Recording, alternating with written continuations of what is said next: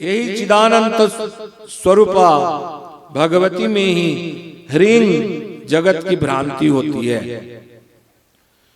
ये चिदानंत स्वरूपा भगवती ही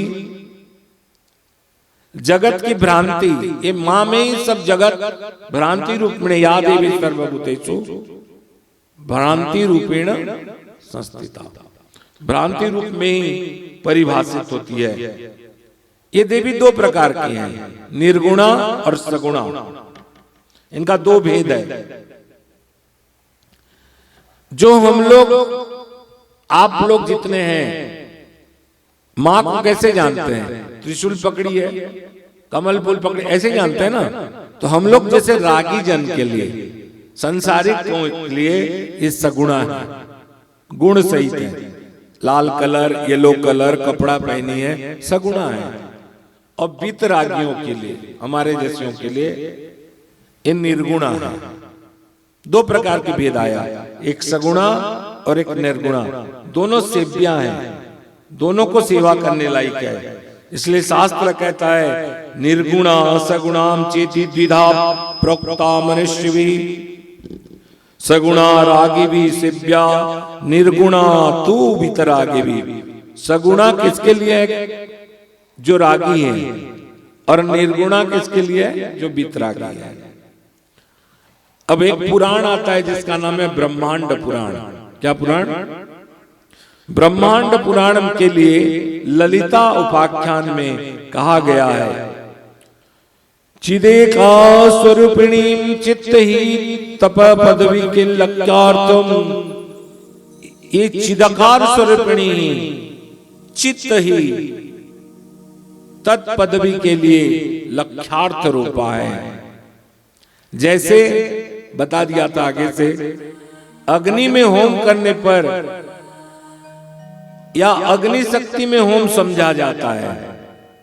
अग्नि में होम करने पर अग्नि शक्ति में होम समझा जाता है। वैसे ही अग्नि शक्ति में होम करने पर अग्नि शक्ति में होम करना समझा जाता है। समझ लेना। एक लाइन आता है सर्व खलिदम ब्रह्म। एक एक लाइन में एक एक प्रवचन हो सकता है, समय नहीं है। सर्व खलिदम ब्रह्म श्रुति कहता है। श्रुति माने वेद। सर्व खलिदम श्रुति कहता है ब्रह्म। हिंदी में बोल तो इसका मतलब क्या है? बोले सब कुछ ब्रह्म है, सब कुछ देवी है, बस सर्व खलिदम ब्रह्म। एक तो बाबा भी समझा रहा था, मैं देखा, अच्छा ये बात बताओ, सर्व खलिदम ब्रह्म, तो इसमें ब्रह्म है, उसमें ब्रह्म है, उसमें ब्रह्म है, उसमें सब ब्रह्म है। तो एक तो नाम लिया कोई बाबा का आजकल जो चलता है, बोलते वो क्यों ब्रह्म नहीं हो सकता? हाय रे, मैं बोला जब सब में ब्रह्म है, वो भी ब्रह्म है, मैं भी ब्रह्म हूं, तो मैं भगवान हो जाऊं? 2 लाख पड़ेंगे इस गाल में। ब्रह्म बोलना जिस दिन चालू हो जाएगा आदमी, फिर उसका अंत सुनिश्चित है। चिद्रूपा, उसमें भगवती स्वयं नष्ट करने के लिए हो जाते। जितने बाबा जेल में हैं, उनके कर्म और कर्म उनका साक्षी, ये भगवती उनको नष्ट करने के लिए तैयार हो, कोई और नहीं। ध्यान रखना इस चीज को। उसके बाद कहा जाता है कि कोई कोई बोलता है कि देखो भैया, हम तो ये भगवान को मानता है। डॉक्टर सिकान हाथ उठा लेना वहीं से। कोई कहता है मैं ये भगवान को मानता हूं, इसको नहीं मानता हूं, इसको मानता हूं, उसका मानता हूं। शास्त्र कहता है यनो पूजते नित्यम नित्यम ये न पूजते नित्यम चंडिका भक्तवत्सलाम भस्मीकृतास्य पुण्यानि निदहति परमेश्वरी। आप कर्म करते हैं तो आपको पुण्य मिलता है, अच्छा कर्म करेंगे।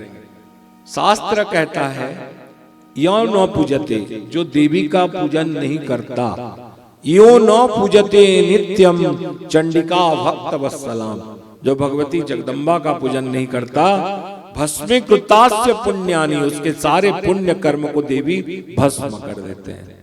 बस खत्म, बैठे रहो। उसके बाद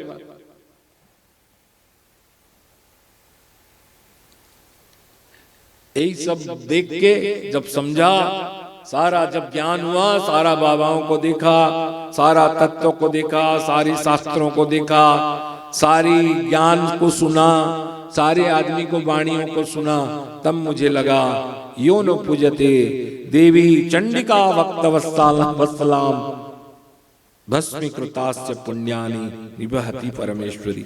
सारा पुण्य को परमेश्वरी भस्म कर देती है।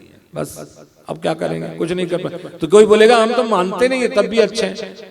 तुम देखो परोक्ष और परोक्ष रूप में आप मानते ही हो देवी को। कोई बोलेगा हम बिल्कुल घर में दुर्गा का मूर्ति नहीं रखे हैं। घर में माँ तो रखे हो ना, माँ को प्रणाम करते हो ना, भाभी को तो प्रणाम करते हो ना, बेटी को तो मानते हो, बहन को मानते हो। शास्त्र कहता है विद्या समस्तास्तव देवी भेदा स्त्रिया समस्ता सकल जगत्सु त्वयि कया परितं ममैते काते स्तुतिस्तभ्य परा परोक्ति। ये जितने भी देवी का शरीर है ना, मातृ शरीर, सब देवी है। और पुरुष में जो काम करने की ताकत है, मेहनत, वो देवी है।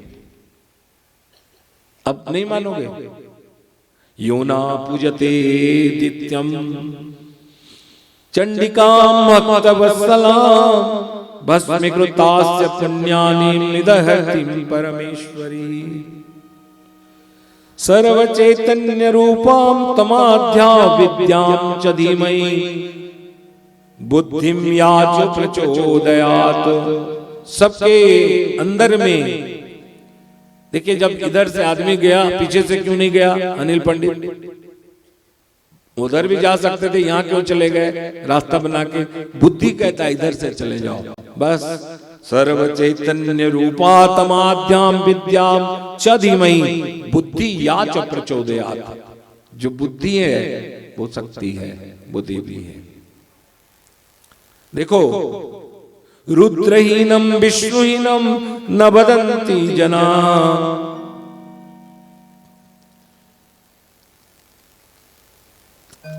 खड़ा हो, झूमर को खींच के लाता नहीं। आई एम नो कैपेसिटी, क्योंकि मेरा उतना हाइट नहीं है। खाए नहीं होगा आदमी, कोई ये चौकी को उठाओ, पतला दुबला, मेरा ताकत नहीं है। अगर ये बांसुरी दे दे आपको, बोले ना हमारे बजाने की ताकत नहीं है। कोई बोलेगा ये प्रोग्राम पूरा करवा लो, बोलते हमारा बजट नहीं है, ताकत नहीं है। समझ रहे हो कौन भैया? तो रुद्रहीनम विष्णुहीनम न वदन्ति जना किलह। कोई ये नहीं कहता कि मैं शंकर मेरे पास नहीं है। कोई ये नहीं कहता है मेरे पास रुद्र नहीं है। कोई ये नहीं कहता मेरे पास ब्रह्मा नहीं है। कोई ये नहीं कह सकता मेरे पास विष्णु नहीं है। सब कोई कहता है मेरे पास, बोलिए, शक्ति नहीं है। क्या नहीं है? ऑब्वियस कहते ना, मोर पाके शक्ति नहीं नो माँ बिस्कुट जुड़े दिया भूखे मरी गली न कैसे। शक्ति नहीं है। कोई नहीं कहता रुद्रहीनम, कोई नहीं कहता विष्णुहीनम, न वदन्ति जना किला शक्तिहीनम यथा सर्वे प्रपद्यन्ति नराधमः। तो ये कौन है? देवी भागवत कहता है विष्णु शक्ति परा प्रोक्ता। नृसिंह तापनिषद कहा कि विष्णु शक्ति है, ये वैष्णवी शक्ति है। कौन शक्ति? वैष्णवी माने विष्णु की पत्नी नहीं। विष्णु शक्ति परा प्रोक्ता चित्र गाख्या तथा परा अविद्या कर्म संज्ञा तृतीयो शक्ति ऋष्यते। ये विष्णु शक्ति है, वैष्णवी शक्ति है। स्वयं वैष्णवी शक्ति अनंत दिरिया, ये विष्णु शक्ति है। निर्गुणा सत्य सनातनी सर्व स्वरूपा। ये भगवती निर्गुणा है, सत्य सनातनी है, सर्व स्वरूपा है। भगवती ही भक्तानुग्रहण करने के लिए सगुण होते हैं, सगुण रूप में प्रकट। देखो कहने का मतलब माँ जगदम्बा कृपा करते हैं तभी सगुण रूप में प्रकट होते हैं, हम उनको देख पाते हैं। वरना वो वास्तविक निर्गुणा है, उनका कोई स्वरूप नहीं है। कार्यार्थे सगुणाम त्वं च वस्तुतो निर्गुणा स्वयं। एक काम करने के लिए, दुनिया की रक्षा करने के लिए। ये बस निर्गुण सगुणा है, वरना ये निर्गुणा है। परम ब्रह्म स्वरूपा तुम सत्या सत नित्या सनातनी। परम ब्रह्म स्वरूपा, हम लोग सत्य सनातनी पुरी में ऑलरेडी प्रोग्राम अनुष्ठान कर चुके हैं। सर्वस्वरूपा सर्वेशा, सर्वस्वरूपा, शास्त्र कहता है सर्वरूपा सर्वस्वरूपा है। ये भी है देवी, मैं भी हूं देवी, वो भी देवी है, वो सर्वस्वरूपा है। सर्वस्वरूपा सर्वेशाम, सर्वाधारा, वो रास्ता भी देवी का है, वो धर्म भी देवी का है, वो पीछा धर्म भी देवी का है, वो लोग पालन करते हैं फॉरेन में, वो भी देवी, सब देवी का ही है।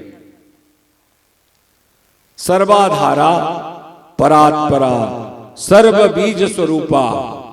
ये दुनिया में जो सृष्टि होती है कहीं ना कहीं बीज से, सृष्टि की जो भी होती है सर्व बीज स्वरूपा। एक शब्द आया, बोले सर्व पूज्या, बोले हाँ। अगर ब्रह्मा को मानते हो, विष्णु को मानते हो, जिसको भी मानते हो, अगर इनको ये सब अगर किसी को कहानी बताऊंगा, अगर पूजा करते हैं तो उनको कहा जाता है सर्व पूज्या।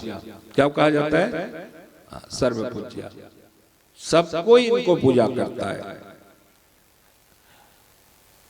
इसको रखने के लिए आश्रय दरकार, भगवान शंकर को बैठने के लिए आश्रय दरकार। ये जो मूर्ति बैठा है उसके लिए एक बेस दरकार। हम लोग के लिए कुर्सी, मेरे लिए कुर्सी, आपके लिए एक आधार चाहिए, चाहिए कि नहीं? लेकिन शक्ति के लिए कोई आश्रय नहीं है, कोई आश्रय नहीं, निराधार है, निराश्रय है, सर्वज्ञ है, सबका जानता है। ब्रह्मा का मन का भी जानता है, विष्णु का मन को भी जानता है, सबका मन को जानता है, इसलिए वो सर्वज्ञ है। सर्वतो भद्रा सर्व मंगल मंगला, इस साक्षात सर्व मंगला है। ये कौन? ये निराश्रया निर्गुणा सर्वेशा, ये भगवती जगदम्बा ही। बोल सच्चे दरबार की। नहीं समझ में आया? कहानी में उतर जाए क्या? कहानी में उतरे? ये भगवान का जस मजा नहीं आ रहा? सर्वश्रेया निराश्रया सर्वौत भद्रा, इस क्या शब्द है? बचपन में सुने थे कि रामायण में ना एक एक शब्द में अमृत है बोल के, लेकिन जब रामायण आदमी पढ़ा तो समझ पाया कि एक एक शब्द में अमृत किसको कहा जाता है। एक अमृत जो मुंह में चखा जाता है और एक अमृत जो यहां चखा जाता है, इसको बोलते हैं शब्दामृत। क्या कहा जाता है? शब्दामृत। ये जो शब्द आएगा ये अमृत जैसे लगता है। एक मधुर संगीत बजाइए तो एकदम आप लोग को जो सब अच्छा लगे, बहुत मधुर होना चाहिए।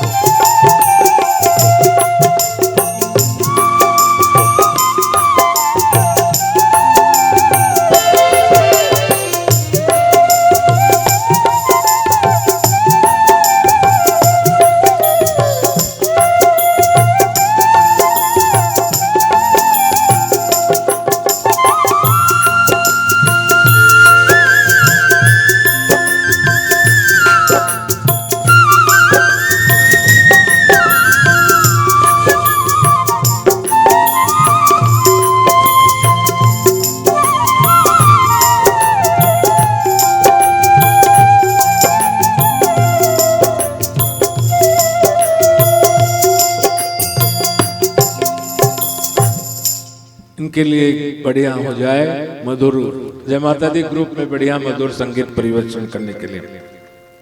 एक बार आप लोग ये जानते हैं, एक राक्षस हुआ जिसका नाम था कंस। क्या था? कंस। सुनेंगे इसके बारे में कुछ नया नया।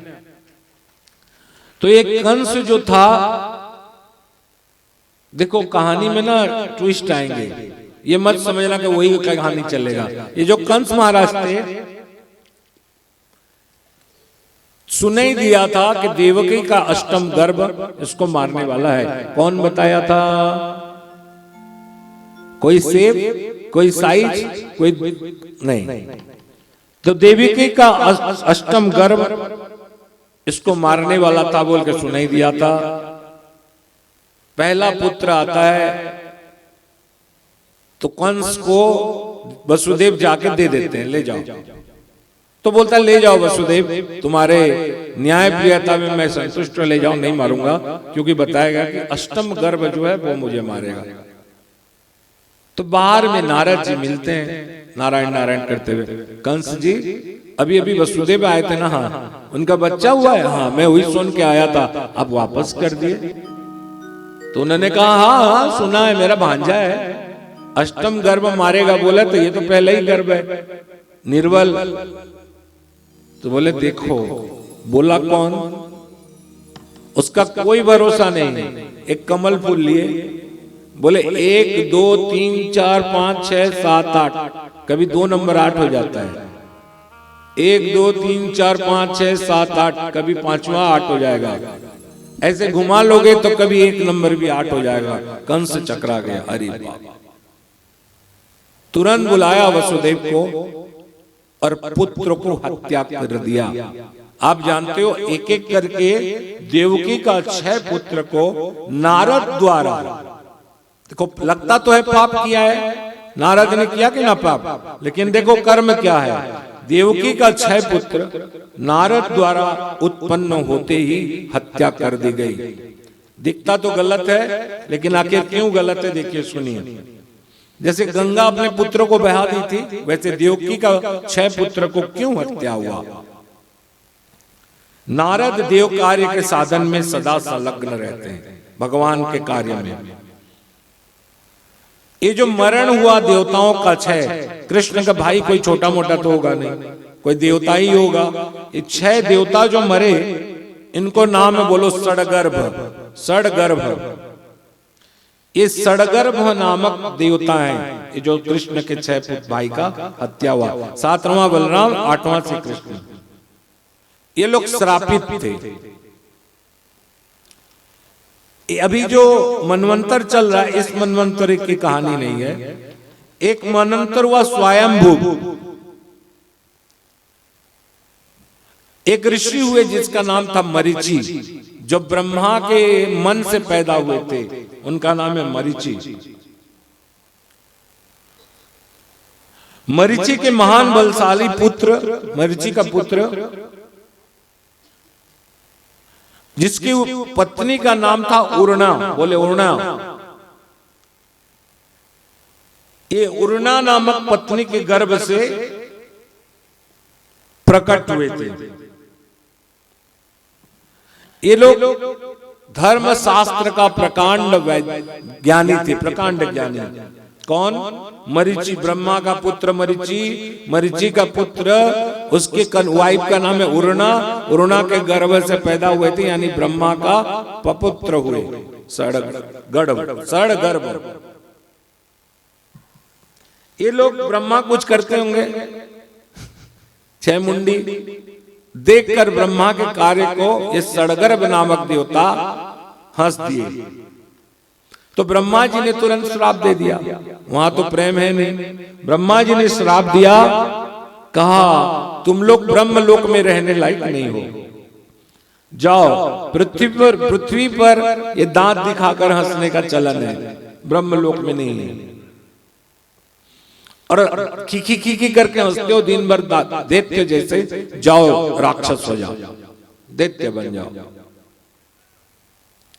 तो यही जो सड़गर्भ नामक देवता एक राक्षस हुआ, जिसका नाम था कालनेमी, उसके यहाँ पुत्र बन के पैदा हुआ। ठीक है। फिर ये लोग जब जन्म और एक बार लिए तो ये लोग हिरण्यकशिपुर, नरसिंह का जो वध हुआ था, नरसिंह ने जिसको वध किया था, हिरण्यकशिपुर भाई का नाम क्या है? बेटा का नाम प्रहलाद। तो ये हिरण्यकशिपुर का पुत्र बन के आए, प्रहलाद का भाई बनकर। और ये आए और पूर्व जन्म का श्राप इन्हें पता था कि ब्रह्म श्राप दे दिया था, तो उन्होंने डर के अपना तपस्या का मार्ग चुन लिया, तपस्या करने लगे। जब तपस्या किए हिरण्यकशिपुर का पुत्र बनकर, तो ब्रह्मा जी प्रसन्न हो गए। और ब्रह्मा जी प्रसन्न होते बोले वर मांगो। जब ब्रह्मा जी कल श्राप दिए थे और आज प्रसन्न होकर वर मांगने के लिए बोले, तो इस सड़गर्भ का मन प्रसन्न से भर गया। और सड़गर्भ ने कहा, हे ब्रह्मदेव, आखिर दादाजी है, हे ब्रह्मदेव, अगर आप प्रसन्न हो तो ये वरदान दीजिए, जितने भी देवता, मानव, मोहरक, गंधर्व, सिद्धेश्वर हैं, मैं हम सब उनसे अवध्य हो जाऊं, कोई हमें मार ना सके। ठीक है, कोई नहीं मार सके, ना देवता, ना गंधर्व, ना सिद्धेश्वर। ब्रह्मा जी ने गंभीर वाणी से, अमोघ वाणी से कहा, जाओ, तुम्हारी अभिलाषा पूर्ण होगी। ये जो सड़गर्भ नामक थे, हिरण्यकशिपुर का लड़का बच्चा, अब हिरण्यकशिपुर जब सुना कि ब्रह्मा ने इनको वो किया, क्या है, वर दिया है, तो हिरण्यकशिपुर अपने आप को विष्णु मानता था, वो अपना पूजा करवा रहा था सब तरफ, तो उन्होंने, तो उसको थोड़ा जलन हुआ। हिरण्यकशिपुर ने उनको कहा, पुत्रों, तुमने मुझे छोड़कर ब्रह्मा जी को प्रसन्न किया। जैसे सिलू को मैं बहुत लाइक करता हूं, कहाँ है अनिल, सिलू कहाँ है सब, लट्टू, लट्टू बाबा कहाँ है? हाँ, जैसे लट्टू बाबा है, अगर ये मेरे को छोड़ के दूसरा बाबा को प्यार करेगा तो मुझे जलन नहीं होगा? होगा कि नहीं रमेश? मिलजुल के बात करें, होगा कि नहीं लट्टू? तभी दूसरे बाबा के साथ फोटो उठता तो मैं पूछता हूं, अबे तू बाबा के पास गया तो दूसरा।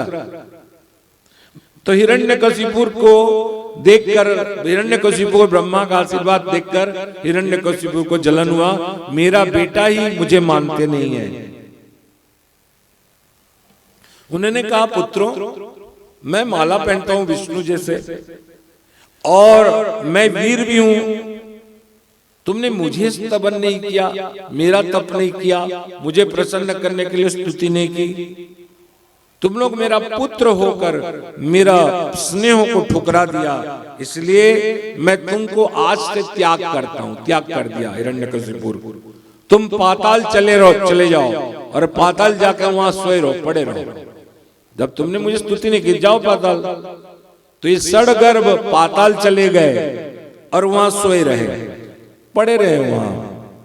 जब वहां पड़े रहे तो ब्रह्मा ने आशीर्वाद दिया था कि किसी से नहीं मरोगे, बोला था ना किसी से नहीं मरोगे।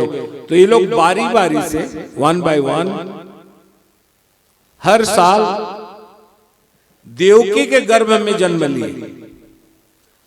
और इनका पिता जो पूर्व जन्म में था कालनेमी, वो कंस बना, और वही कंस के हाथ से ये लोग सब वध हुए। कोई कहानी नहीं था, इसको सीक्वेंस कोई बनाया, 8वां संतान। तो वो कौन था? वो कालातीत कोई शक्ति थी जो इतनी कहानी को बनाया। एक चर्चा में और आप लोग को सुनाए, चर्चा में समझ में आया ना। देवकी का 6 पुत्र सड़गर्भ नामक देवता थे, अगर कोई पूछेगा तो बोलना। एक राजा हुआ रघु सूर्यवंश में, जिसका नाम था सत्यव्रत। बोले, एक राजा हुआ मानधाता, उसका परिवार को बताओ। मानधाता वो है, एक बार ऐसा हुआ, एक राजा सूर्यवंश में हुए और उनका 100 पत्नी में एक बार एक ऋषि आए, बोले कहे कि मेरा कोई पुत्र नहीं है, 100 पत्नी है, कोई पुत्र नहीं है। तब उनका बोला कि 100 पत्नी में तो एक बार को नहीं राजा, तेरा एक पुत्र तो है। बोले 100 पत्नी में कौन पत्नी से पुत्र होगा, बता दीजिए। 100 पत्नी को देखा ऋषि ने, कहा बंध्या, राजा का 100 पत्नी और पत्नी होने वाला है नहीं, लेकिन एक सब के सब बंध्या। तब उन्होंने कहा ये तो बहुत बड़ी बात हो गई, लेकिन होगा एक पुत्र। मैं भी 25 साल पहले एक लड़का को बोला था, सुशांत बोल के, जब हमारे पास आया तो उस बोला, मैं बोला तुम्हारे कितने बच्चे, बोला 2 बच्चे। अच्छा, तो मैं बोला एक बच्चा और होगा, मैं बोला नहीं, कभी नहीं हो सकता, क्यों, हम लोग उसका वो ले लिए हैं गवर्नमेंट का। मैं बोला नहीं, एक लड़का तो तेरे को होने वाला है। बोला नहीं हो सकता। तो वो दूसरे दिन आया उसकी बीवी को सुना के और कहता है भैया कैसे होगा। मैं बोला तेरा कोई और बीवी हो जाएगा। बस खुश हो गया, बता। बोलता है तुरंत पूछा वो दुष्ट ने, मेरी बीवी कब मरेगी। मैं बोला तो फंसाने वाला बात हो गया। मैं बोला नहीं बाबा, ये सब हम नहीं बताते, जो बोलना था बोल दिया। 15 साल के बाद प्रदीप भैया का कोई काम हुआ तो मेरे को वो मिलने आया था, मिला, बोला आपका बात सही हुआ, मेरा एक बेटा हुआ। बोले कैसे। बोलता क्या कौन, लाज लजने की बात है, अपने घर की जो नौकरानी थी उसी से बच्चा हुआ उसका। बोलता सांचे दरबार कभी नहीं घटता, ऐसा बात नहीं है, घटता है। अवश्य में भोक्तव्यम कृतम फलम सुबह सुबह। राजा का 100 पुत्र, एक भी पत्नी के पुत्र होने वाला नहीं है। अब क्या किया जाए, तो देवताओं का कल्याण करने के लिए, सूर्य वंश का आगे बढ़ाने के लिए सारे ऋषियों ने एक मंत्र करके एक जल बनाया, एक यज्ञ किया, और यज्ञ में जल बनाया जिसका नाम है पुंसवन जल। भागवत में इस जल को कैसे बनाया जाता है उसकी विधि है। मैं भागवत की टॉपिक को बता दे रहा हूं। तो उन्होंने कहा एक जल बनाया, बोले रात को रखो, सुबह उठ के जिस पत्नी को दोगे उस पत्नी का गर्भ हो जाएगा। ये रखा, अंधेरा समय, उस समय लाइट वाइट कहां थे, रात को उठा दो, जोर से प्यास लगा तो ये पी लिया उसी जल को। देवताओं की कृपा वर्षित जल था, होना तो वही है, बस जल पिया और कुछ दिन के बाद गर्भ का महसूस किया। इंडियन माइथोलॉजी कहता है कि सूर्य वंश में एक राजा हुआ जो अपने पेट में गर्भ को महसूस किया।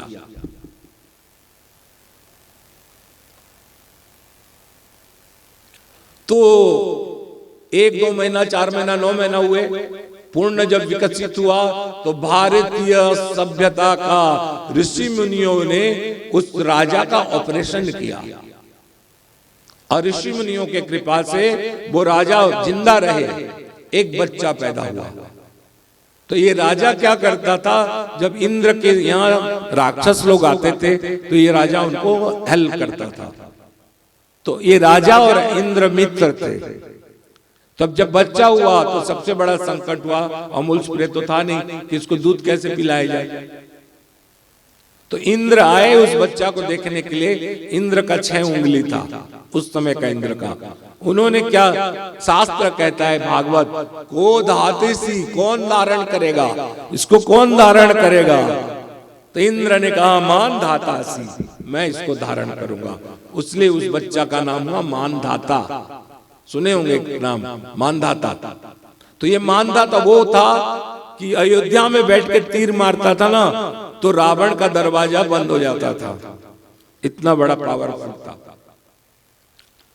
मानधाता। यही मानधाता के वंश में एक पुत्र हुए जिसका नाम बोलिए ससबिंदु। ससबिंदु का वाइफ का नाम था बिंदुमती। ये बिंदुमती का 2 पुत्र हुए, बोलो पुरुकुत्स और नंबर 2 मुचुकुंद। मुचुकुंद को छोड़ते हैं, पुरुत्कुत्स में जाते हैं। पुरुत्कुत्स का एक बच्चा हुआ जिसका नाम हुआ अरण्य।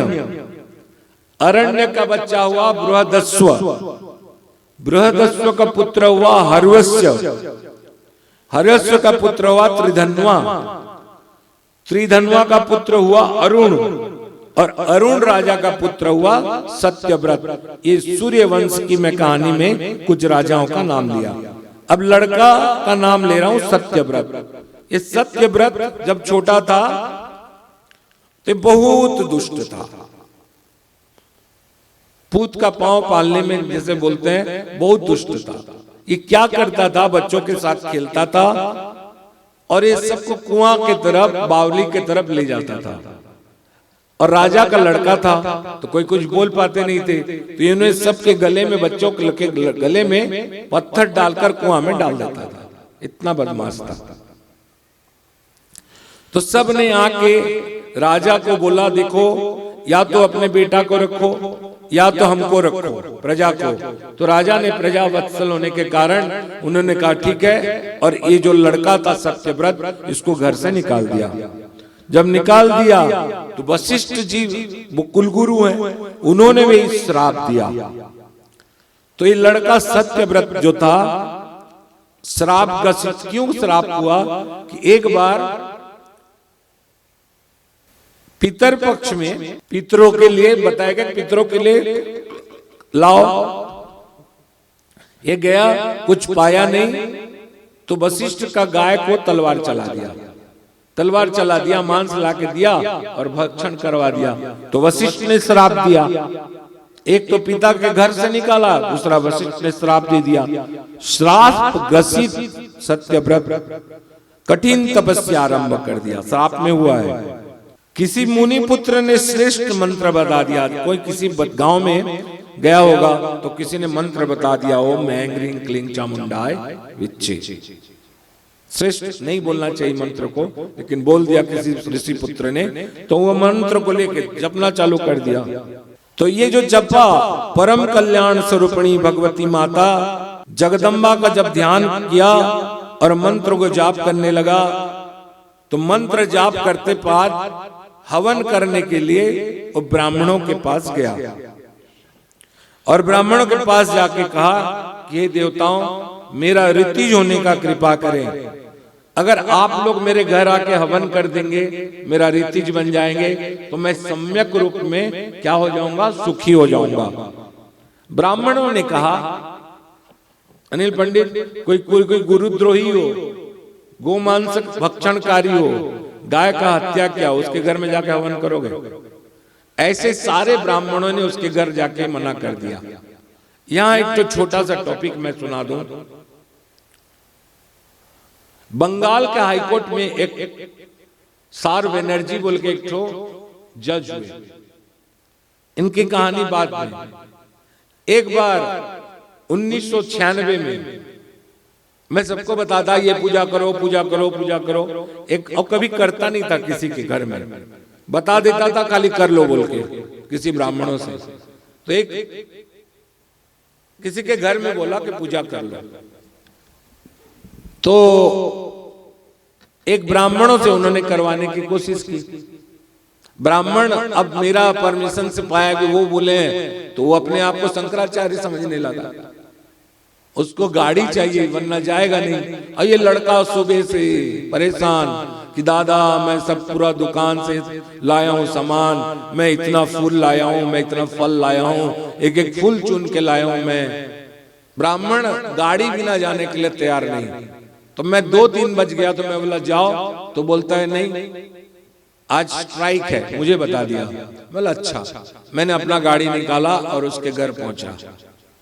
उसके घर जाके बोला आपके जो पंडित थे नहीं आए। मैं बोला छोड़ पंडित, सामान निकाल, मैं चंडी पाठ कर देता हूं तेरे घर में। एक बंगाल का हाईकोर्ट का जज हुए सर गुरुदास बनर्जी। एक बुढ़िया थी, बुढ़िया के घर में कोई पितर खाने नहीं आता था। ये नहीं जानती थी कि ये जज है, ये जानती थी कि ब्राह्मण है। बुढ़िया जाके कहती बेटा मेरा बेटा खत्म हो चुका है, उसका पिंडा पानी, उसका पितृपक्ष में उसके लिए कुछ मिल जाएगा अगर तू आके मेरे यहाँ भोजन। कोई भोजन, गरीब के यहाँ कौन भोजन करता है, नहीं करने जा रहा है कोई। सर गुरुदास बनर्जी धोती पहने उसके घर गए, उसके घर में भोजन किए और उसके घर में दिया हुआ सामान को ऐसे करके लेके आए। ब्राह्मणों का कर्म है शिक्षा देना, शिक्षा लेना, हवन करना, हवन करवाना और दान लेना और दान देना। खाली दान लेना ब्राह्मणों के कर्तव्य नहीं है। जो ये धर्म नहीं करेगा उसके घर में साक्षात जो भगवती है विद्रूपा नष्ट करने के लिए तैयार हो जाएंगे। उसके घर को गड़बड़ करना शुरू हो जाता है घर में। तो ये जो सत्यव्रत नामक लड़का था, ये कहने लगा कि मेरे घर में आके एक बार आके भोजन कर लो। कोई नहीं गया।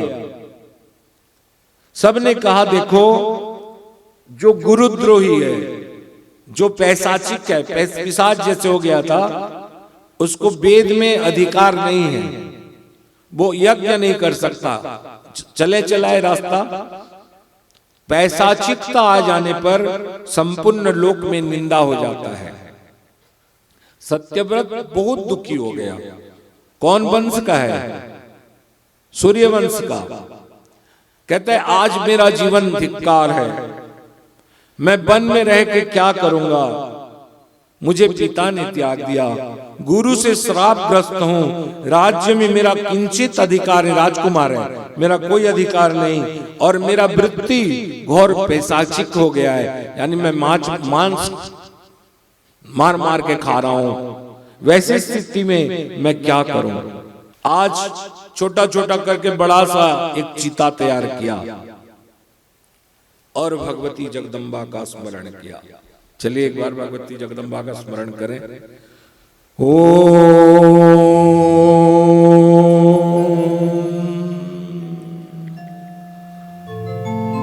ज्ञानी नामापि चेतांसि देवी भगवती सा बलाद कृष्णमाय महामाया प्रयच्छति।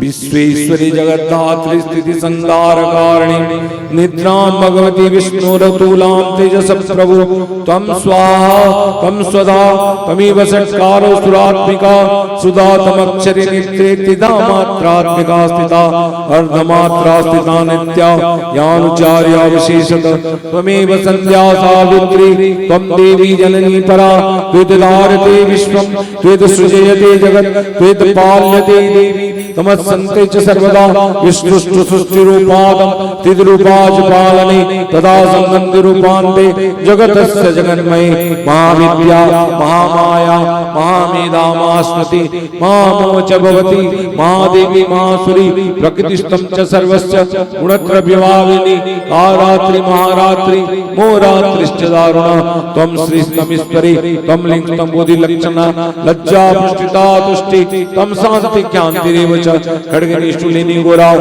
गदनि चक्रनि तदा शंखनि चापनितां बाणवसुनि परिगायुधा सौम्या सौम्यातरा शेषा सौम्यभ्यस्तति सुंदरी पराभरणां परमा त्वमेव परमेश्वरी यत्किंचित् कजस्तु सत्सद्वात्कलात्से तस्य सर्वस्य आसक्ति सातं किंस्तुयते सदा या त्वया जगत्स्रष्टा जगत्पातितो जगत् सोऽभिनिद्रावसमितं कस्तास्ति तुमेश्वर विष्णु शरीर ग्रहण महिमिशानेव च करितास्तितस्त्वां कहतु स्तुतिस्तक्तुमान्वये सा त्वामितं प्रभावे सेरुद्वार दिवसस्तुता महायत दुरादर्शा वसुरो मधुकैटभो प्रवदं च जगत्स्वामी नियतामच्युत लोगो बोधश्चक्रेतामसु हिन्तुमितो महासुरो श्रीरात्रि सुक्तं श्री दुर्गा श्री महाकाली अर्पणमस्तु श्री नारायणी अर्पणमस्तु श्री भद्रकाली अर्पणमस्तु। भगवती जगदम्बा का स्तुति किया और आग लगा लिया उस चिता पर। पहले तो जाकर स्नान किया और चीता के सामने भगवती को हाथ जोड़कर स्मरण किया। आज जैसे चीता पर चढ़ने के लिए उद्यत हुआ, ये जानकर स्वयं जगदम्बा आकाश में प्रकट हो गई। सिंह सवारी भगवती जगदम्बा का गंभीर वाणी कहा, बेटा, देवी ने कहा तुम क्या कर रहे हो? अग्नि में शरीर को मत होम करो। कुछ क्षण के बाद मेरे कृपा से तेरा पिता आएगा, जिसका नाम है अरुण, अब वृद्ध हो चुके हैं, और वो वरुण राज्य सौंपकर तपस्या करने चला जाएगा वन में। इसलिए खेद मत करो। आज से तीसरे दिन मेरी कृपा के वशीभूत होकर राजा के द्वारा तुम्हारा राज्य पर तुम्हारा अभिषेक हो जाएगा। जब राजा वृद्ध हो चुके थे, अब किसको दे राज्य? तो सारे मंत्रियों ने कहा, महाराज आखिर है तो वो राजकुमार, उसको लाके बैठा दो। ठीक है, उसको लाके बैठा दीजिए। नारद जी द्वारा पिता को बोलना, और बोलने पर तीसरे दिन वो लोग आए, इस राजकुमार का देवी की कृपा से लिए और राज्याभिषेक किया गया। और राज्याभिषेक करते ही अरुण नामक जो सूर्यवंश के राजा था, वो ब्रह्मलोक चले गए। पहले तो ये गुरु का द्रोह है ना, गुरुद्रोही, गाय का वो चलाया है। अब सबसे पहले जैसे मंत्री आते हैं तो अपना पूरा वादा पूरा करने के लिए पुरानी चालू हो जाते हैं काम करना।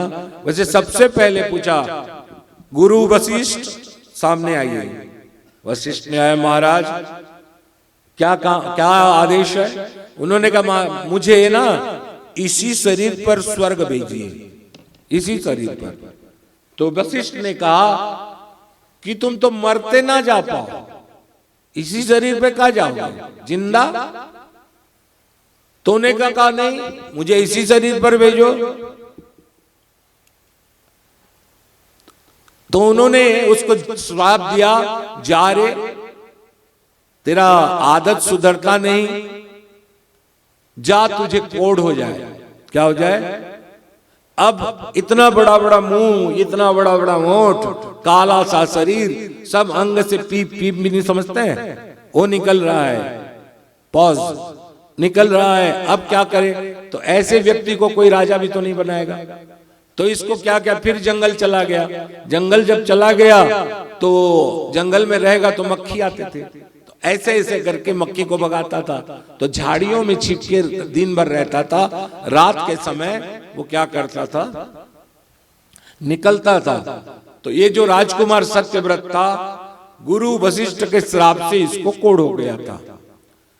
एक समय उस राज्य में बहुत बड़ी महामारी आई, समझ रहे हैं ना? महामारी में वो क्या हुआ, कुछ मिला नहीं खाने पीने का। तो विश्वामित्र जो थे, उनके घर में भी तकलीफ हुआ। बाबा लोग कहां से लाएंगे? तकलीफ हुआ तो विश्वामित्र बेटा बेटी और इसको कैसे पालेंगे बोल के घर छोड़ के चले गए। तुम लोग जो करना करो बोल के चले गए। विश्वामित्र जब चले गए तो इन लोग भूखे हुए एक दो दिन के बाद। तो एक दिन आके ऐसे बैठे रहे, रो रहे थे उसकी, विश्वामित्र की पत्नी बच्चों के साथ। तो ये जो राजा का लड़का था बोलता है, माता आपको क्या हुआ? बोलते भूख से तड़प रहे हैं। बोला रुको अभी मैं कुछ लाता हूँ। और ये गया और तलवार निकाला, गाय चर रहा था उसको लगा दिया विश्वामित्र गाय को, और कुछ मांस लाया इसको खिला दिया। कुछ दिन का बाद अकाल चले गए, विश्वामित्र आए। बाबा लोग भागते हैं जब समस्या होता है। तो अकाल में क्या करेंगे बताओ ना पवन भैया, जब नहीं रहेगा तो क्या करे बाबा? कहां से परिवार खिलाएगा? भीम बाबू 10 जन आ जाएंगे तो वो तो राजा लोग खिलाएंगे ना। तो फिर ये जो बाबा जब आए तो उन्होंने पूछा अपनी पत्नी को, अकाल के दिन तुम लोग कैसे काटे? विश्वामित्र ने पूछा अकाल के दिन कैसे काटे? तो उन्होंने कहा स्वामी जैसे तैसे अकाल के दिन कट गया, लेकिन हमारे चलते हुए देश के राजकुमार को श्राप लग गया। सब कहानी बताया गया। तो विश्वामित्र ने कहा, यहाँ भागवत में बहुत बड़ा कहानी आती है, बहुत सुंदर टॉपिक, एक लाइन वो कहता है, देखो जो परोपकार जो करता है उसके वक्त के समय उसका उपकार ना करे तो वो अधर्म कहलाता है। तो अधर्म नहीं करना है। राजकुमार को मैं क्या करूंगा, क्या करूंगा? उसको जो चाहिए उसको इच्छा पूरा करूंगा। विश्वामित्र जाते हैं, राजकुमार को पूछते हैं कि राजकुमार तुम्हारी कोई इच्छा है?